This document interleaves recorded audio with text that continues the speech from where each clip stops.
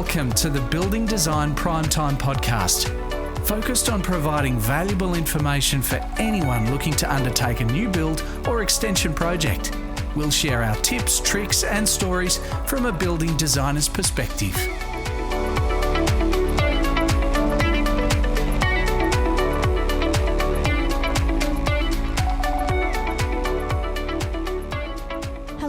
Welcome to the Building Design Primetime Podcast. I'm your host Amelia, and once again we're joined by Frank Geskis. Afternoon, Amelia. Happy Friday. And especially this Friday because it's the best weather we've had in months. I know, I have to agree with you there. There's no wind, there's no rain. No alerts, no floods, no snow, no winds, no nothing. And it's nearly December. Yeah, I know. And it feels like some days have honestly felt like winter. Yeah. It's been awful. And dreary. Yeah. And windy. Yeah. And we've got a reason to celebrate today. We've got a special guest. We do. Do you want to introduce her?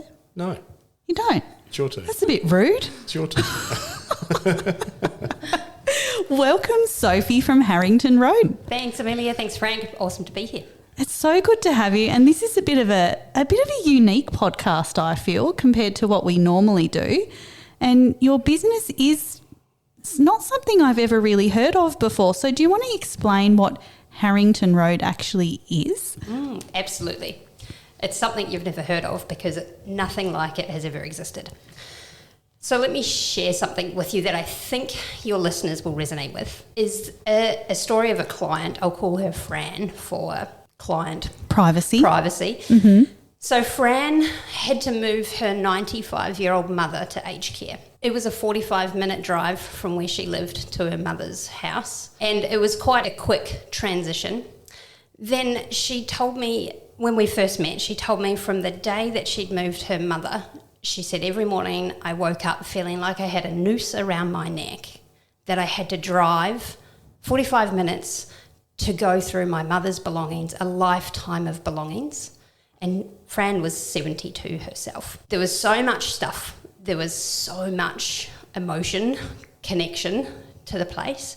And she said the day she handed the keys to us and said, you can sort all of this out, she said you could visually see her body change and the relief wash upon her. So we assisted with sorting through belongings, selling belongings. She knew the property needed some love before it went to market. And then there was time pressures because she had to get that place on the market and sell it ASAP to pay for aged care for the RAD.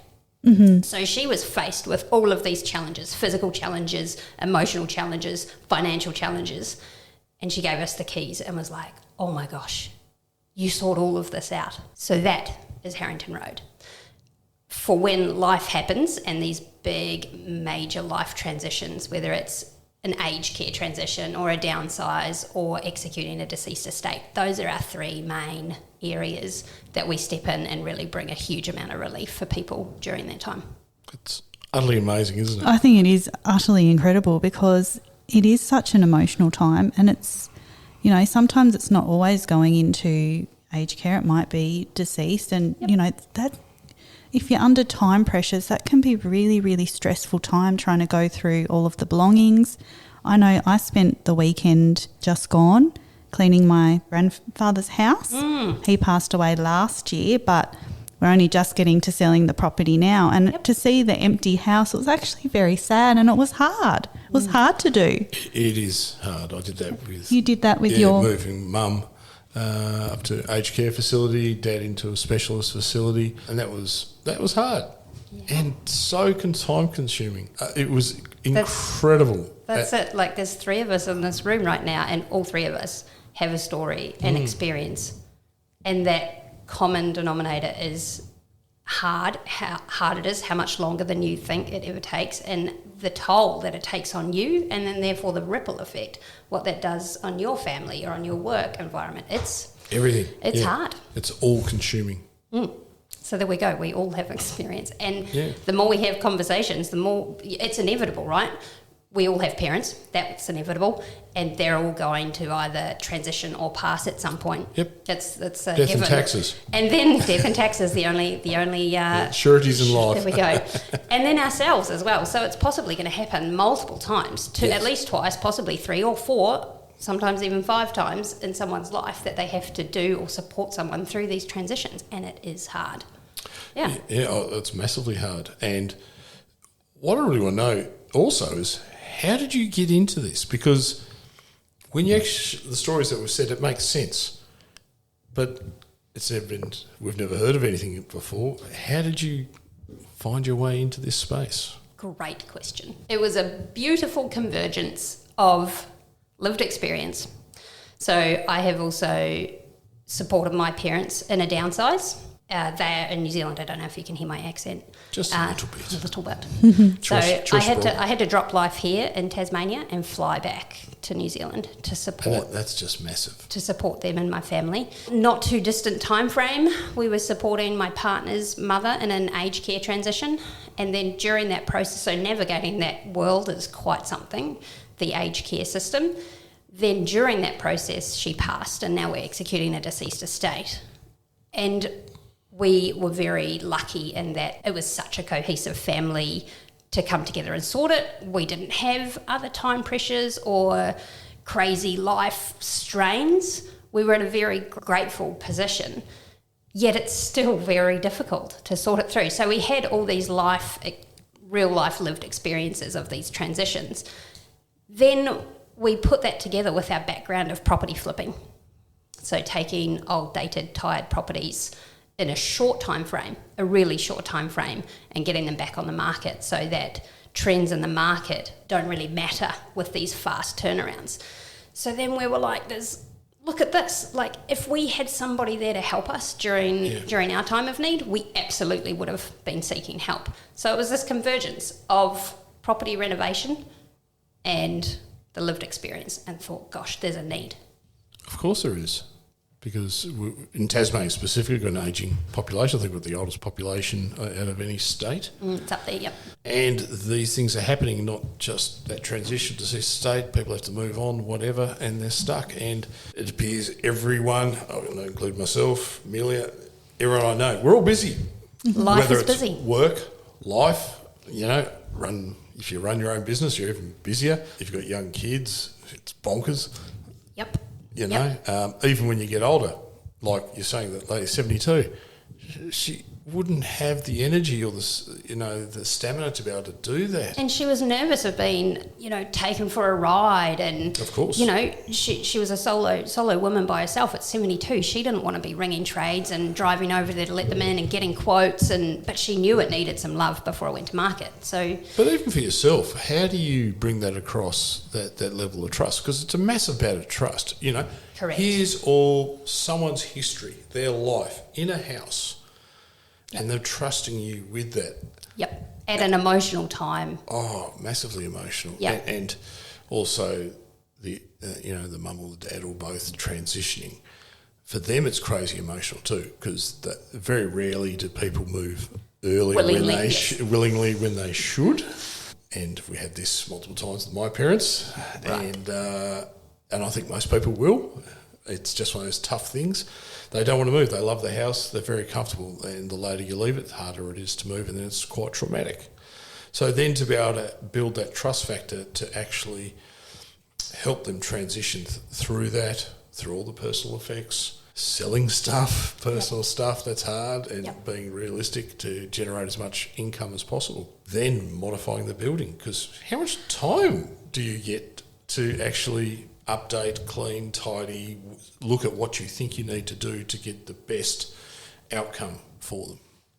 How much time? Yeah, how many weeks do you get, or do you allow yourself? And I suppose that's subject to when they're moving into a facility. Definitely. It's so situational dependent. Some people have very tight time pressures, and so therefore we adapt and present something accordingly to them.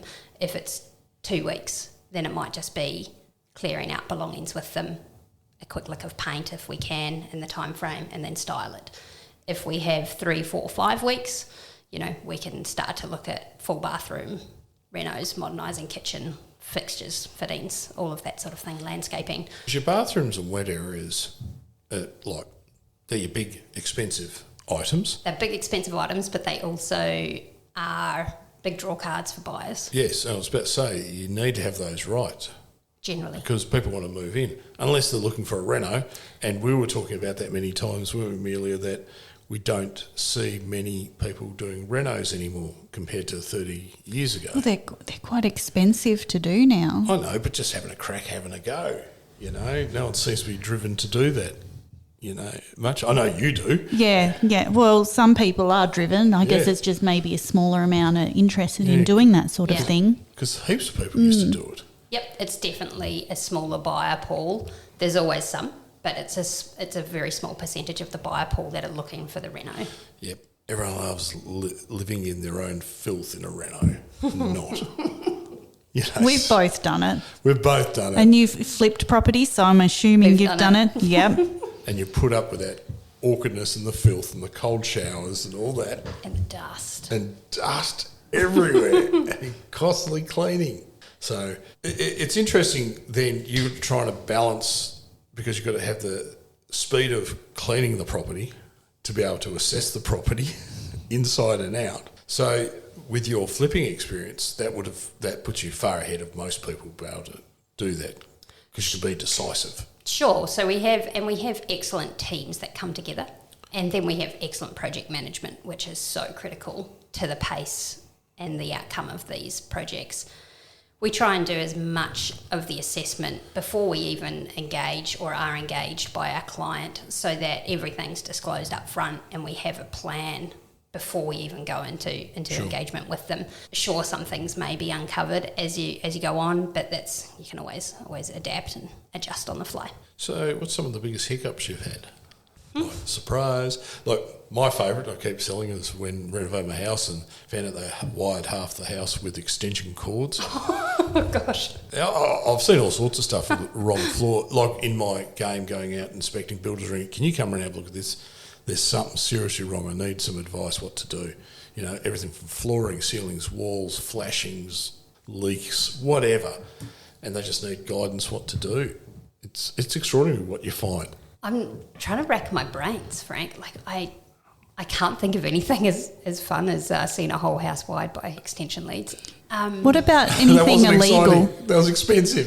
Have you come across like works that they don't have permits, or you might think that they're not quite legal, like extensions that may have been done in the past? Carports are a winner. Carports, extensions, little I call them glass houses out yeah, front, you know. The veranda's filled in with the glass, Yeah. with the mission brown powder coating. That's it. Yeah, mission brown. So It's coming back. oh, it's a thing. It is not coming back. Yeah, we do come across them, Amelia. I can't say we've had many, to be honest. But again, we're directed by the vendor essentially, and we'll put a proposal to the vendor that obviously agrees. And when they're going to sell a property, as you know, in Tasmania, they need to disclose if anything is non-compliant. Mm-hmm. And so if they don't know, then we'll get a building inspector or surveyor in to, if there's anything that clearly looks Dodgy. obvious, or dodgy, or in addition to what's the spiral staircase that was clearly put in from The death traps. yes, the death trap spiral staircase. Yes.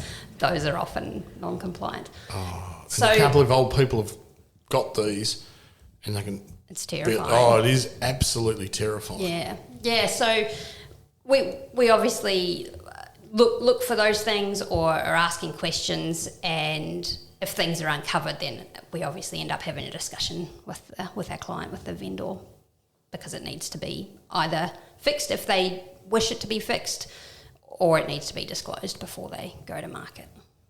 And what about the extent to the type of work that you can provide to people?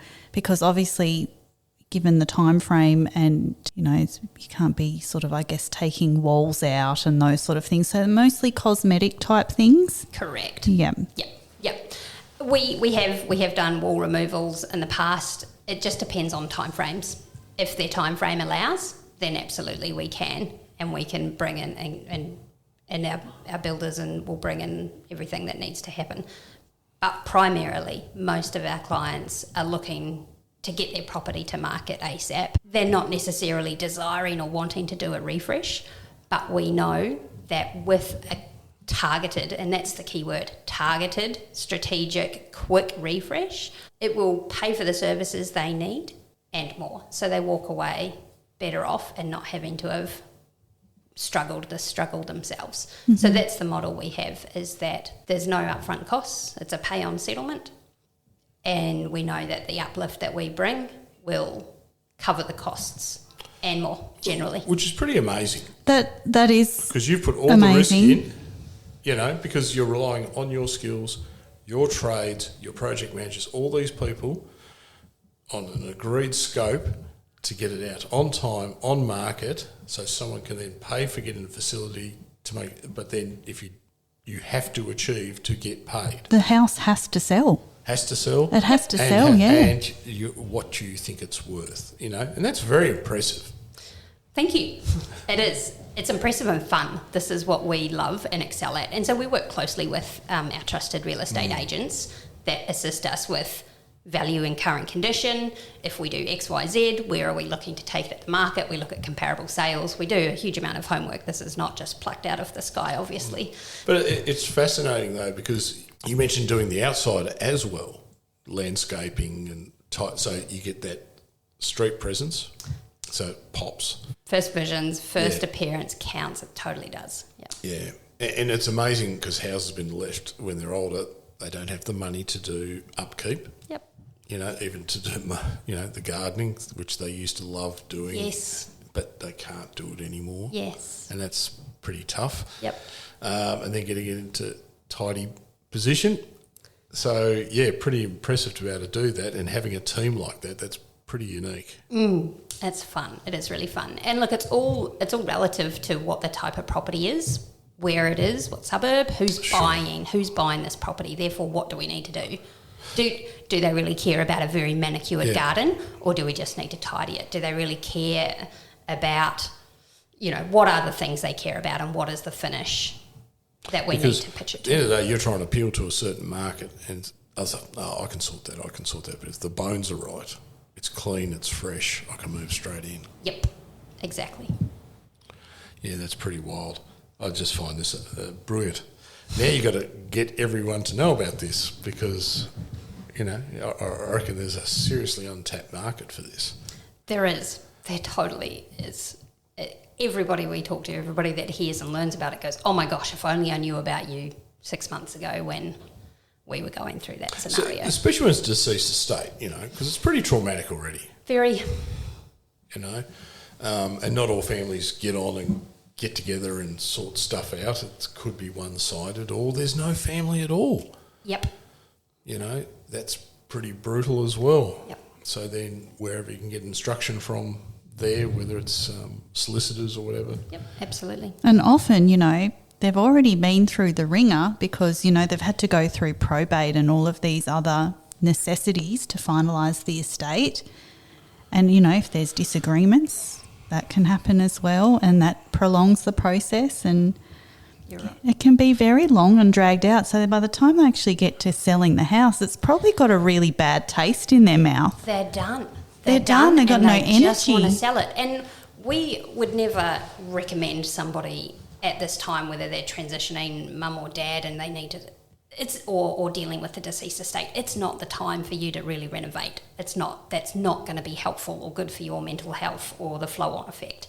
However, we do know that it could be far more beneficial for a higher sale, and a faster sale is often the key, a faster sale, to give it a quick refresh. So if only somebody could come in and manage it all for me into Harrington Road. And they don't have to put the funds up. And they don't have to front it. Exactly. You know, it comes because it's all tied up in the asset. That's such the Australian, the Australian thing. It's tied up in our number one asset. So I get it. I get that people don't want to do it, but if they then learn that there is this other way, that they can be supported, the human can be supported, and then we can use the property as a tool, and they can have a far better outcome. Everybody wins. Yes. The real estate agent wins. Everybody wins. Yeah, well, the new buyer is stoked. And that's pretty easy for the real estate agent too. Because They're selling a nice property that's been refreshed. Exactly right. Yeah. So their job becomes a lot easier. But their job also, well, easier, yes, but also then what are the expectations to sell it for? Mm-hmm. You know, because market changes, people shift, you know, and if you're knocking it over quickly, hopefully that's on target. But the real estate agent still has to do their job to make sure they get a targeted figure or more. That's the ideal. Yes. Yep. So how do you assess properties that are a good fit? Great question. Because you wouldn't take on everything. Correct. We can't take on everything, and it's got to be right. Like, obviously, we want a great outcome. Otherwise, that's not good for anybody, for the business, for our client, for anyone. So, firstly, we're assessing the human needs before we even look at the property. So, what is it they want and need? What is their situation? What are their pain points and challenges? And what are their goals? Great. Now let's look at the property. Look, if it doesn't have the sound bones, if it needs so much structural work, obviously that will come out and we can present that to them. And it may be that this is a property that is for the DIY renovator or a knockdown and a rebuild property, the land. If it is of sound bones or it is going to go to market as is, and we know that a very quick strategic refresh in a style is going to assist in that sale, then they're our person that we can help. Does that make sense? Yep. Yeah. No, that's pretty amazing. I'm just trying to think of some of the houses you'd have to do too, because have such a variance of age of buildings. So your skill set has to change from stuff that's pre-war, post-war, 70s, 80s, you know. There's everything. There's everything in there. And I love Australian housing. The diversity. The diversity is amazing. Like, even today I was at a commercial property, you can tell it was built in the 70s. Half the offices out of ranch wall. Oh, wow. And no, it gets better. Had fake, you know, they used to put the fake beams in this on the Yes, ceiling. yes. My parents did it in the 70s, and Yeah, this fake, rumpus room, it was just fake beams with some timber lining. And this one had, and it was Mission Brown. Mission Brown. And then they had these really dark clay-fired bricks with doors which curved tops on them. Oh, yeah. Yeah, with bits of timber sticking out of the brickwork. And this is a commercial property. Yeah. It was totally wild. Wow. Hasn't been touched, and part of it had Stramit ceilings, and and some of it was concrete. It was really. Sounds like a bitzer. It was a bit so, and I'm drooling. And then we looked at the carpet, and we went to one, and it was like looked like terry toweling. Yeah. You know, what do you call it? Like a flanny, like a red flanny as carpet. Ew. Oh, no, you should have seen this. Really? It was wild. And it still looked as good as the day it went down. Quality. It was super quality carpet, this stuff. It doesn't look worn out at all. They don't sell it like that anymore? No, and then I don't believe so. But you probably need sunglasses to come in and like double the tones. It was dark in there, and this red Popped. cover, wow, it was wild. We're looking for plumbing just because they need to put a sink in there, and then one of the guys pulled up this lid, looked like a piano type thing, pulled the thing up, there's a sink underneath Oh, there. wow. All this stuff. It was just really Wow. weird. Yeah. Quirky. It was quirky, but then back then it was cool. Yeah. And a weird safe, a barrel safe in the wall. Wow. It was barely 100 million, about 150 million diameter. That's weird. Gosh. It was really weird. It was a good idea at the time. Interesting operation back in the day. It was, but this is what you find in houses with the unique styling, because I love original, like especially mid-century, and some of the 70s stuff is pretty bonkers. Yep. And I just love the originality of it. Yep. I quite like when we get to a property and you go, gosh, this is grandma's house, and we start to hear the stories, and Yes. there's beautiful stories and beautiful memories, but it's clearly grandma's house. The colours on the wall and the carpet and the vinyl, the lino. Yeah. My favourite is the kitchen carpet, Oh, kitchen carpet. and then a shag pole in the toilet in the bathroom. Yeah, exactly. We've talking about that. We've spoken about that a few times. Yeah, we have. It's a good idea. Yeah, I love that, because we know that this then is a very stark and easy, great transformation. We honour the memories of a place like this, and we can actually provide like a memory book We can take some photos to help this client. You know, that's obviously not right for everybody or every client or every property, but, you know, for the person that really fits, then we can help put that together and put that to them. Yeah. So it really honours that story and the memories of the property. That is a good idea. It's not that that we're just literally gutting the house and, you know, we don't care about that. It's that we know what the market wants, and if we want to sell this property fast and for a price, then we need to do X, Y, Z. So how can we help you move through that? Yeah. Wow. That's really cool. It is. I reckon it's so sensitive to, you know, to the inhabitants of the house. That's wonderful. And because we've been there. That's where it comes from. It goes back to your question earlier, is how did it start? Because we've been there. We get the stories, we get the memories. Yeah, look, no different when I did my parents' house. I was taking photos flat out of memories and something. And did you grow up there? Yes. Yeah. They were in there for 55 years in that house. Yeah. You know every creak in the floor, trying to sneak back in when I was a teenager after going out to the nightclub. You went out to nightclubs? Yeah, thanks for that. They had nightclubs back then, no? They had Oh, burn. Sorry. Did they have dinosaurs? Now, everyone thinks I'm really old now. Thanks.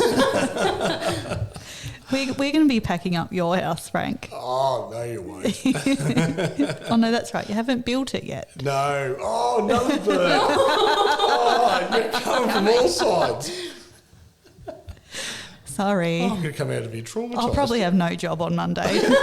So if I'm not on the next podcast, you know why. That's right. Harrington Road might be hiring you, Amelia. Oh, that's brilliant. Yes. We should probably get back on topic. Oh, sorry. I'm just totally thrown now.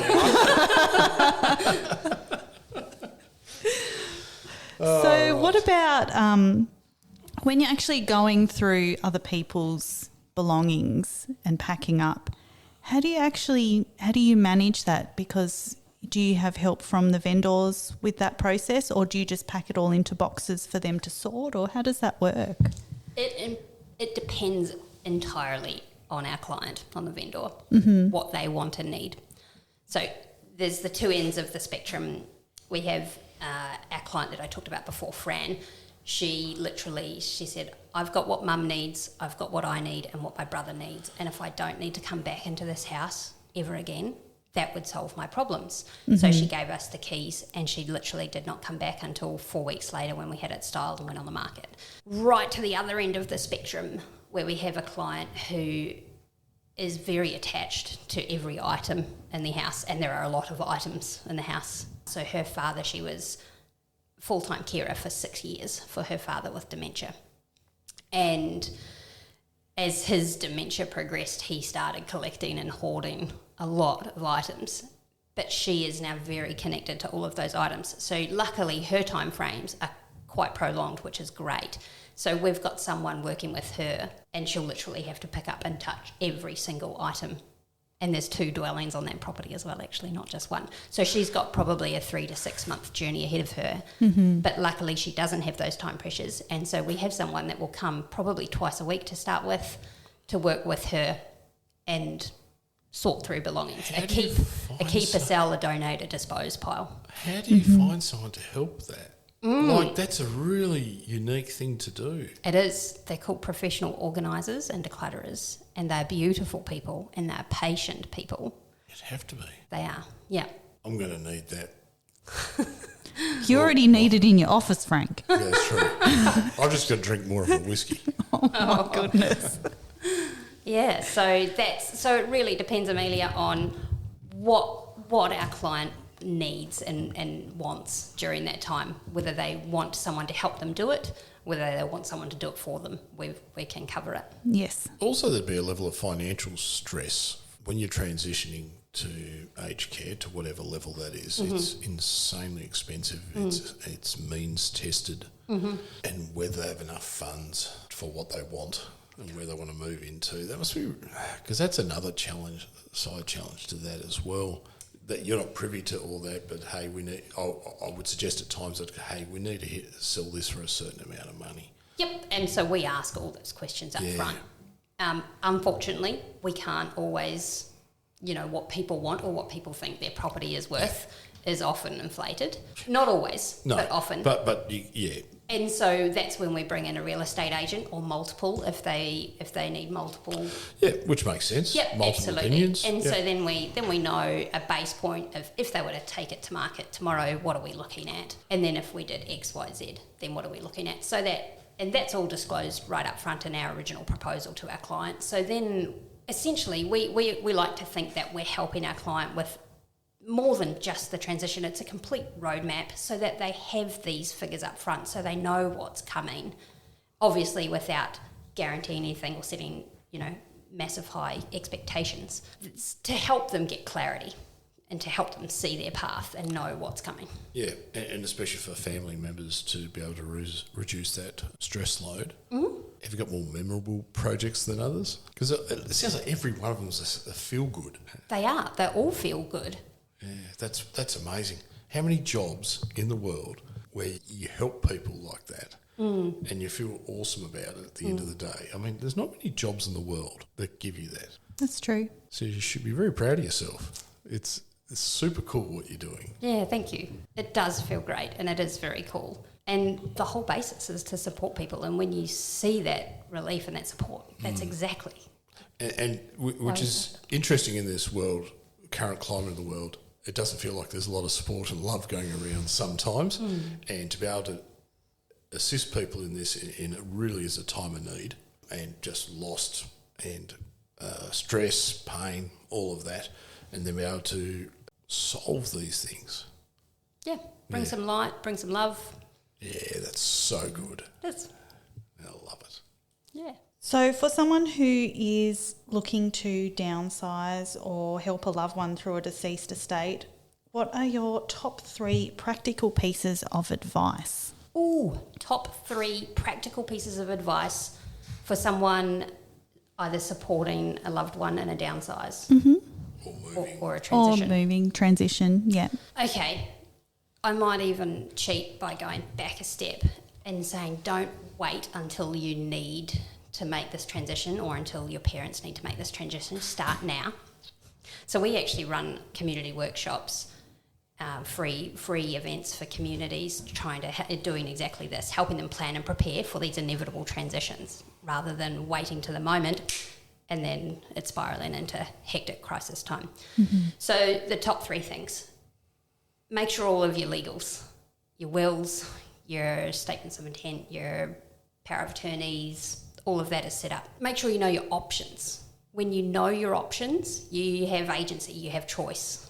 If you don't know your options and this catalyst happens, then often you're forced, your hand is tied. Knowledge is power. So if you know, and it may not be you know exactly, because I get it, like you talked about earlier, Frank, people want to stay in their homes for as long as they can. It's their haven, it's their safe place, they built it, they love it, they raised their family there. I get it, I absolutely get it. But unfortunately, we don't always control these decisions and these moves. So if you at least know where you don't want to go or what's not appropriate for you and have some ideas, that's going to help as well. So knowing your options, having your legals, T's crossed and I's dotted. Can people find that hard to do? Yes. Yeah, have the awkward conversations. Trust me, they're far easier to have now when the stress and the pressure and the grief and the emotion is not on. Have the awkward conversations now. So that'd be the 3rd thing. You're also going to sell, if you don't do it, the government's going to take it. Yep. There you go. Who do you want to give it to? Yeah. Yep. Have awkward conversations. Get yourself planned and prepared for if and when it happens. Yeah. Because that takes the heat off and the stress off. At the end of the day, it's going to happen. It is, correct. Something is going to happen, one way or another. And I had that problem with my parents. Denial. In the end, we had to stop badgering. Yeah. Because it wasn't doing any good for any of our relationships. Yeah. And then it was forced. Yeah. There was no choice. Yep. Can I add a 4th thing, Amelia? Of course you can. So it flows on from having those awkward conversations with either your children or if you've got parents, then have that conversation with them and start and sort through some belongings. I hear a lot of people, and I guess I say this because I've been there as the child multiple or the doer in these situations multiple times. is, oh, the kids will do it. It's their problem.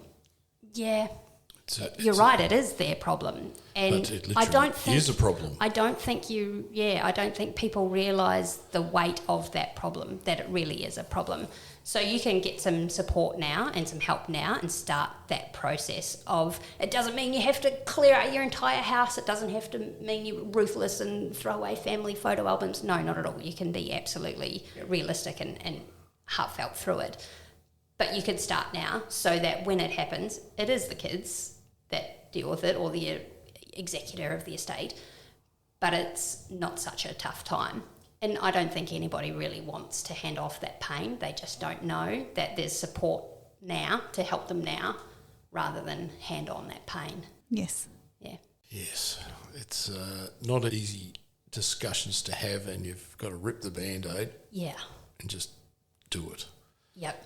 And the problem is it can be hit straight back to you. Yep. Don't want to know about it. Yep. At least. And then you've tried. At least you've tried and done what you can, absolutely. Yeah. But it's better to rip the Band-Aid now in a more calm, stable. And some of the problems is when dementia comes in. Yes. Yeah. And Then you've got every story is different. There's not always one. And you say leave it to the kids, and like then if you're an executor, and I remember my dad and friends have been executors, and it's not a pleasant experience sometimes. It's not. You know, No. having it well planned. Yep. Is a good thing. It can be quite traumatic. Yep. Having to go through that for the kids. Yep. Absolutely. What do people often underestimate in the process of preparing their home for sale? I love that you asked that. There's two major things. One, they underestimate the time that it will take to either sort through belongings and prepare the property. So time, and therefore the effort on their part and the flow-on effect on their life. They're like, I'll do it. I'll just come down. We hear this a lot, actually. Oh, I'll just take a weekend. I'll take next week off, or, and 2 months later. Or they're literally still sorting through it. Or we'll just do it over the weekends, and 3 months, 4 months, 5 months, they're still doing it over the weekend. Can I add a trick to that? Yes. My dad was an accountant, and there was always rumours he had stashes of cash through the house. Oh, that sounds like such a Dutch thing. Oh, really? Is it? Anyway, all the grandkids are keen, trying to find stuff. Love it. And we did find some. Wow. Little patches and stuff, and it just made it. It was tough. Everyone joined in, and we're looking and Sorting. Sorting. Yeah. And also on Love Facebook, that. giving away furniture, Yes. giving away stuff that people need, Yes. We're not going to try and sell it. Yep. Just gave it away, and people came around. It was happy days. Yep, absolutely. And it feels good. It feels good. Also, it was 3 skip bins. Yep. It was stuff of crap. Yep, those are there too. The skip bins are there, the loads to the tip. But definitely giving things is That feels such good. a... It feels good. It does feel good. People think, but it's worth something. It's worth something. Or, my parents saved and paid a lot of money for that, and they did. And we can honour that. And if you really want to sell it, absolutely. But that's the other thought is think about the energy and effort that it's going to take you to sell this, and all the tyre kickers and all the people that say they'll come and don't come, and it happens. And so to be able to gift it to someone, to know that it can have another life and it can keep living its purpose, even if they paid a lot of money for it and it's a beautiful blackwood table, it's done its primary job, and it was there for 40, 50 years, and it's served its purpose, and now it can serve its purpose again, and you've gifted that to another family who need it, as opposed to the effort and strain and adding to the overwhelm of trying to sell each and one of these every items. Yes. And some of it's daggy. And some of it's daggy. And beautifully daggy. And to the right person, That's great. Yeah. good luck finding it. And then there's the other end of the spectrum where you call in Gowans and they bring in truckloads to the antique and they can sell things. So it just depends on what it is and how it goes. Collections are interesting. Yes. Because you'd come across that. Okay, now you've jogged my memory. There was one room, actually this whole house, but one room was full of the dolls. Yeah. The collection dolls, Yes. the porcelain dolls. Wow. There was at least 700 pairs of eyes. Oh, that's like up Reliquaire. Do you remember Wow. Reliquaire Yes, at Latrobe? Reliquaire. That was creepy. Yeah. Like So Crazy. this house was reliquary. Yeah. Oh, wow. Like totally, it was nuts. So that was one room. Yeah. Yes. So there we go. There's all those things. But that's their love, their passion and all that. But it's only valuable to the same people who love those collections. Yeah. You know, I found all these stamp collections with my dad, and I rang up a mate I knew who's into stamps and first day covers. Mate, you interested? To give it? He goes, yeah. Do a great box of the stuff. He was Excellent. just over the moon. Excellent. But someone in their collections that love that stuff, Yeah. yeah, I think it's the best thing, giving it away. Yep. Yeah. Because a only good thing they to really do. appreciate it.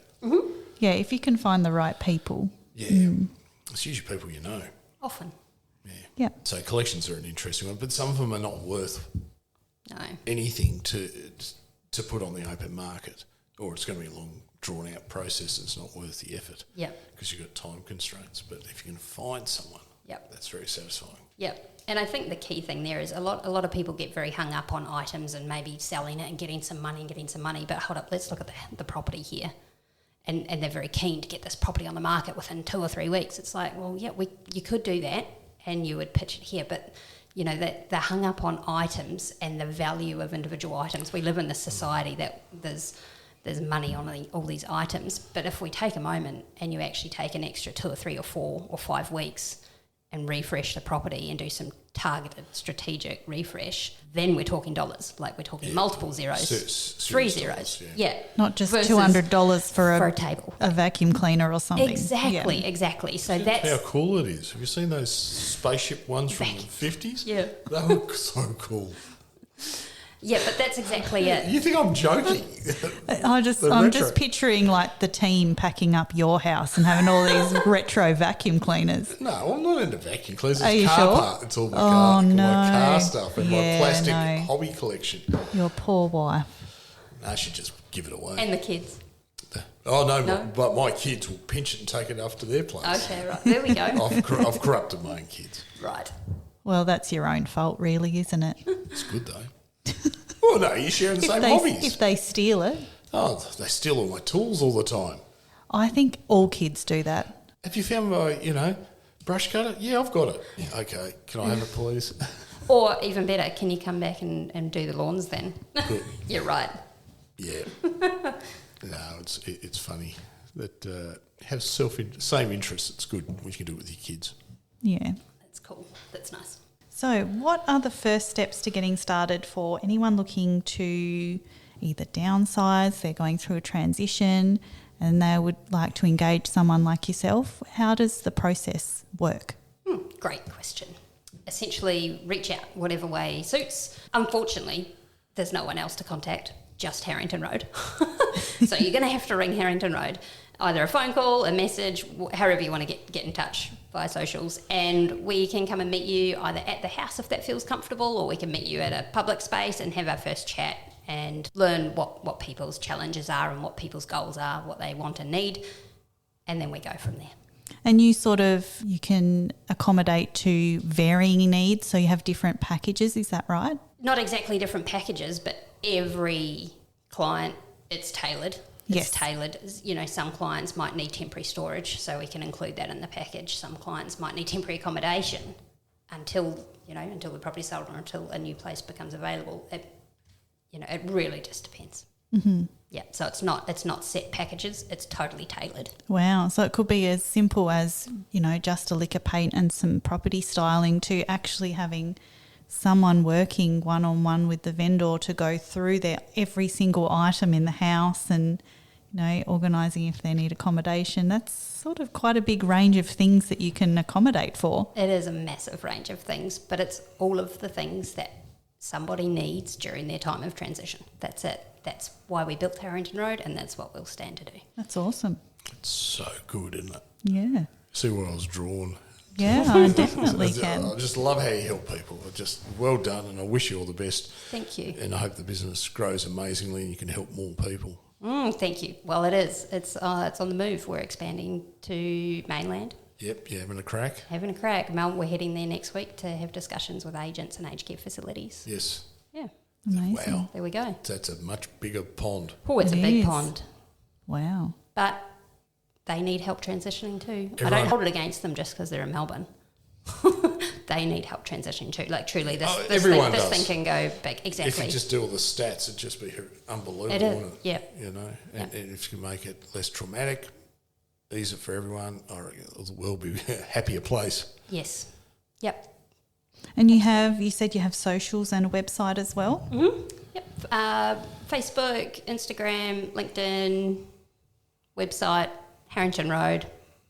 Yep. You'll find it. Awesome.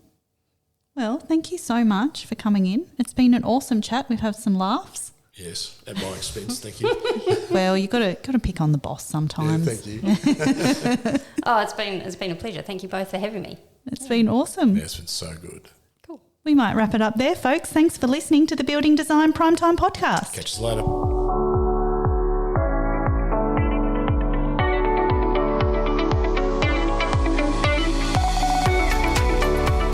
You're listening to the Building Design Prime Time Podcast.